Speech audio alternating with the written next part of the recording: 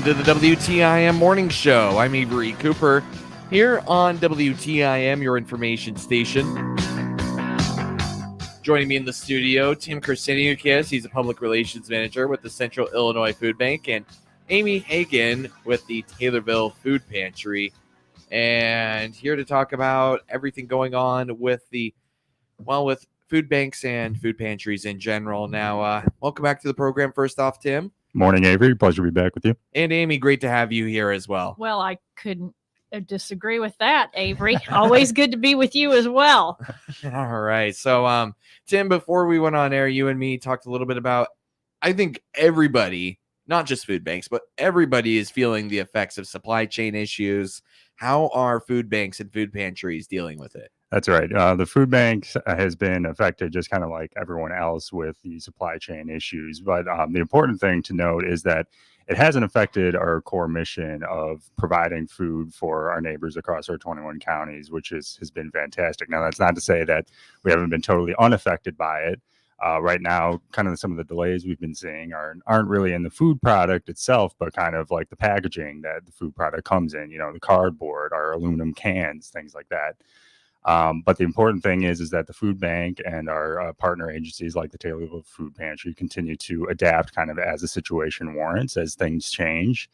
And that could include, maybe ordering increased amounts of product ahead of time, or, substituting out products that might be available sooner rather than later. And we've been proud of the things that we've been able to accomplish as kind of, COVID continues to impact things. And, now we're seeing it here with the supply chain. So, Amy, Tim is a little bit more of the regional view on this problem. Have you seen anything that the Taylorville Food Pantry has had to adapt to?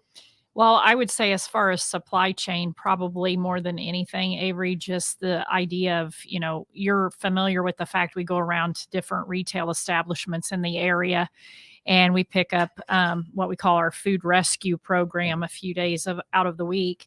And we've noticed that the surpluses, the excesses that come from that have perhaps not been to the degree that we've experienced in the past, meaning we're picking up lighter loads than we have in the past, which to me signals the fact that the stores are actually selling what they get rather than having waste from what they get. Right. And maybe that's because I don't actually know. I'm just throwing it out there. Maybe it's because they are getting a little bit less, though, too, to actually be able to sell. And rather than stocking up on things that they may not be able to sell, they're kind of just selling what they have available to them. I don't know if anybody can chime in on that or not, but yeah, that's true. But we've also been, one of the things that we've been working on too, back home in Springfield, which is our, where we're based at. We've been working on actually starting up a cool program with restaurants that allows restaurants to donate extra food product, which helps us meet that need. Like Amy touched on, these retail donations are very important for us as well. We can send our volunteers out, and basically when these stores have extra product, they go out, pick it up. And it's a huge help, just like any other donations that the food bank or the food pantry receives. So have you seen a bit of a uptick in retail donations in this time? Yeah, absolutely. I mean, around this time, Christmas, it's always huge. The help is awesome, and we've been having plenty of food drives. My email's been blowing up this week with people dropping off food product and things like that for the holidays, which is so awesome to see. And so we want to encourage everyone to get out there, consider holding a food drive, maybe around the holidays, but even if you don't have enough time to set one up before Christmas, the end of the year here, the need is always there, and that's so important. So no matter the time of the year, we're always looking for those donations from individuals, groups, service organizations, you name it.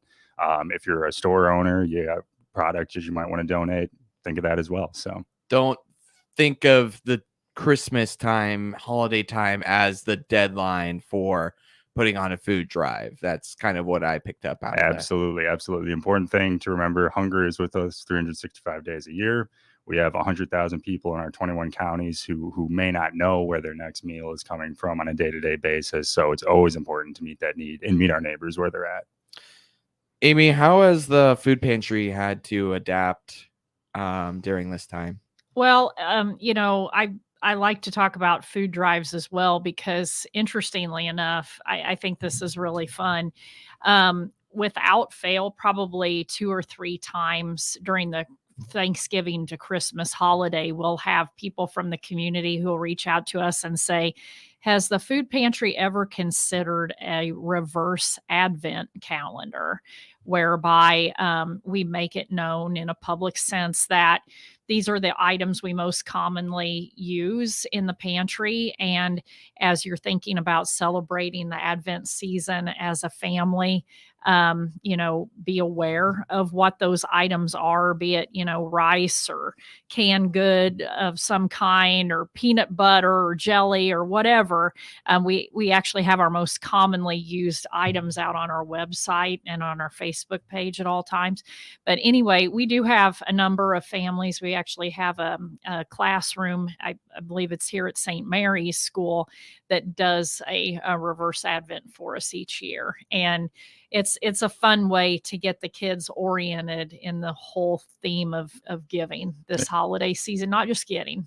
That's an awesome idea. I love that. Yeah. Yeah. Instead of where it's a regular Advent calendar and you open up and you receive, you're giving every day, right? That's kind of the idea. That is exactly the idea. So, like I said, we've got at all times out on our socials a listing of the items that we most commonly stock at the food pantry, and there's really nothing that you could give us that we can't find a use for. A lot of times people don't think about basic hygiene products as being something that we give out a lot of, but when we get shampoo and soap and toothpaste and things of that nature, or laundry detergent in the food pantry, I mean, that's some of the first stuff that goes. That's true. And I would agree with that with the food bank as well. Those things are also on our most wanted list. So absolutely. And, those products go such a long way to help, food pantries like the Taylorville Food Pantry and all of our 150 partner agencies across our 21 counties. So huge. Every little bit helps. So, I mean, anything from toothpaste, as mentioned, to deodorant, to other household items, maybe toilet paper, if you have any extra available. I don't know if anybody has any extra available right now during this time. Oh, that's a real throwback to the beginning days of COVID. I remember when that was the first supply chain issue, right? Yeah. The original supply chain issue. All right. So now you guys have some food drives coming up in the near future, I understand. Yeah. So right now, just yesterday, the Illinois State Treasurer's Office reached out to us. They're launching a statewide food drive initiative. So keep an eye out on our Facebook and our social media pages. We'll be sharing information about food drives kind of as they come in. I think on Wednesday we're picking up a large donation of 20,000 oranges from the Springfield Rotary Club, which is awesome. So, these things are coming in every day, which is so awesome to see. We love the community support. And like I said before, every little bit helps us to meet that need that continues to linger for a lot of our neighbors out there in the central Illinois region. Amy, do you have anything that you'd like to touch on in concern to food drives? Well, other than just an enormous amount of appreciation. I mean, I'm constantly blown away by the creativity of people living in this community, as well as just various, assemblies of folks, organizations that I literally didn't know existed, will come by with a donation from some project that they've overseen. Or, during Thanksgiving, for example, I was particularly touched by a young lady who came and made a very generous donation of perishable. She actually donated a turkey in addition to some canned goods, and brought by a check. And she was just, grateful for her abundance, and felt the need to share with others. And we welcome those donations during our operating hours, so that we can say thank you to people with a smile and write out their tax deductible receipt. So if you're not going to do it for any other reason, tax deduction. Hey, that's a nice little cherry on top. Right? So. All right. Going to go ahead and take a break here with Tim Christiniakis, he's with the Central Illinois Food Bank, and Amy Hagan with the Taylorville Food Pantry here on the WTIM Morning Show, live in the Big 870 across Central Illinois and streamed online on the TaylorvilleDailyNews.com Facebook page.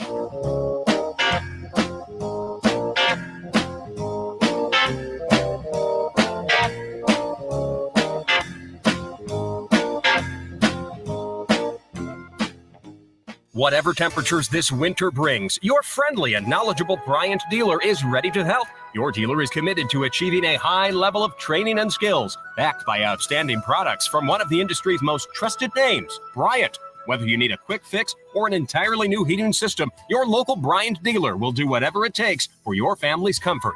Schedule an appointment today by calling Blakely's Heating and Cooling at 824-4684 or visit blakelyhcp.com. Bryant, whatever it takes. This is a station editorial. I'm Randall J. Miller, station president. Well, we made it to the holiday season. What a year. Again. In looking back at 2021, we are so thankful for so many things. Our faith, our family, our friends, and our business. And while the world and our country are both hopefully coming out of the pandemic, let's hope and pray that the rancor and noise we've heard from both sides of the political spectrum subsides into realizing that no matter what the issue, as I've been saying for the past nearly 2 years, the answer is still in the middle. We're grateful to all of you for the honor of serving our communities with local information and entertainment on all of our platforms, whether they be AM, FM, or digitally. As we begin 2022, we thank God for the privilege of serving the Taylorville, Pana, and Shelbyville areas for going on 30 years.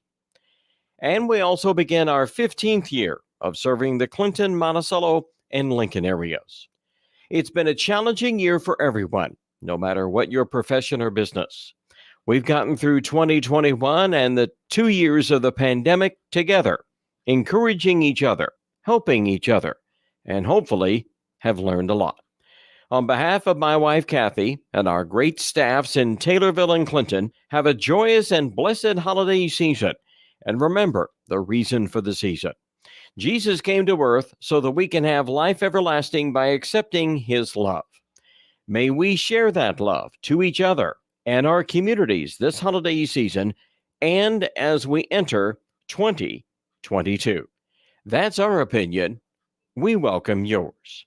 Our email address is editorial@randyradio.com.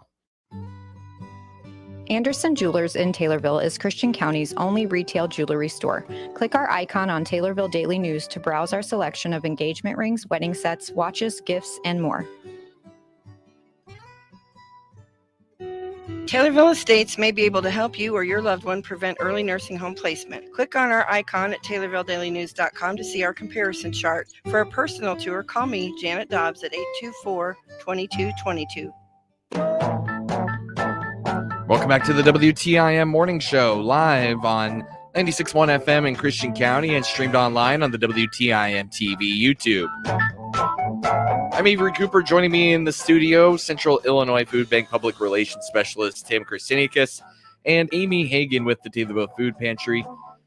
You know, with your guys' line of work, something so important that you guys need and that makes everything that you do so possible, volunteers. And you know, it's been, I'm sure, a little bit difficult during COVID and all that, how you guys have been able to not only attract, but keep those volunteers around. That's right. Yeah. When the first emergency orders came out at the beginning of COVID, you know, when we had to limit the amount of people that were gathering, it made our operations really difficult. We had to adapt on a dime. And so we couldn't have the same amount of volunteers that we previously had coming in, but you know what? Volunteers were huge in allowing us to continue to adapt throughout the pandemic. So one of the first things we did was shift to a drive-through distribution model where we could go out into the communities, meet people where they're at, allow people to just pick up food, put it in the trunk of their car, limit that social impact or social distancing and things like that. And one of the best things too that we've done was we've also increased the amount of small like sprinter vans that we have that allow us to deliver this product to people like the Taylorville Food Pantry here in all of our 21 counties. And the best thing about that is that these vans allow our regular volunteers to drive them without a CDL. We don't need any specialized training. You can just get in and take the delivery, go, or we send them out, pick up those retail donations like we touched on earlier. So it's been really awesome. And, I think we see that, we've had people from all backgrounds, all ages, and they all buy into our mission of meeting that need 365 days a year, which is great. Amy, volunteers on a local level, that's also very important. Oh yeah, absolutely, Avery. I mean, I was actually commenting while we were on break the fact that last week was a really big week at the Taylorville Food Pantry. We acquired 2 new volunteers, and the best part about that story is, number one, they're young people. We have a 10-year-old and a 15-year-old volunteer, both siblings. And then the even neater part about the story is that the one young lady, the younger of the two, we actually had found out from one of the other patrons that she was on our regular distribution hours, oftentimes in the parking lot, helping people load their groceries in their cars to return the cart faster. And I thought, well, if we've got a volunteer like that, a potential would-be volunteer, a person who's in the line, helping other patrons get their stuff out to their car, get their cars loaded and get on their way, we need to be bringing that young person into the fold, and we need to get her trained in the ways of the food pantry. And I would honestly tend to believe she's probably going to make one of our finer volunteers here over the long term. So nothing excites me more than when we have young people who come in, who help us, that we can educate on the mission and teach them, things like food safety and food nutrition, and they have an experience with older adults that could potentially, be a positive influence in their life as well. So it's win, win, win all the way around. Yep. Such an awesome story. I love it. Yeah, that's really cool. Now, how can someone get involved, Amy, with the Taylorville Food Pantry? We get asked that question a lot, Avery, so I appreciate it. Basically, anytime we're open, which is Tuesday mornings, 8:30 to 10, Thursday evenings, 5:30 to 7, Saturday mornings from 8:30 to 9:30. We suggest that you come a half hour before those stated times and plan on being there for at least 15 to 20 minutes after those times. And we will take care of the rest. So if you make your way in our door, we will find something for you to do. We have yet to turn away a volunteer. They are our lifeblood, and they enable the whole operation to work. So we accept all, regardless of age, skill level, background, doesn't matter. We'll find a job for you at the Taylorville Food Pantry. Tim, I'm sure the same message echoes as well. You'll take just about any help you can get. How can people get involved? Absolutely. Yeah. So if you wanted to get involved at the core operations, the Central Illinois Food Bank up in Springfield, like I mentioned, you can head to our website, which is centralilfoodbank.org. Go to the Give Help tab, and there you'll find a volunteer sign-up form. We'll have you get in touch with our volunteer coordinator, Adam. Amy, I know you work with Adam quite often. Absolutely. And Adam's huge, helps all of our efforts and our volunteers every day. So we'll get you in touch with him, and he'll give you a job to do any day you'd like to do it. So we've got regular volunteer shifts, as well as service days too. If you want to bring a group in for a day of service, it's great for team bonding. I'd say we have a lot of companies that come in and give help, especially now around the holidays too. So we're running out of time. Any final thoughts, Tim? Yeah, I just want to say we're so thankful for the continued support this time of the year from our dedicated network of volunteers, as well as our fantastic partner agencies like the Taylorville Food Pantry, just one out of 150 plus agencies across our 21 counties that help us meet that need every day. Amy, your final thoughts? I can't say it any better than that. I do want to say, though, thank you to the Taylorville community, to Christian County for all the continued support. And please come out, volunteer. We'll welcome you and love to have you. So That's Thank Amy you. Hagan Merry with Christmas. Merry Christmas to you too. That's Amy Hagan with the Taylorville Food Pantry and Tim Christinikis with the Central Illinois Food Bank here on the WTIM Morning Show.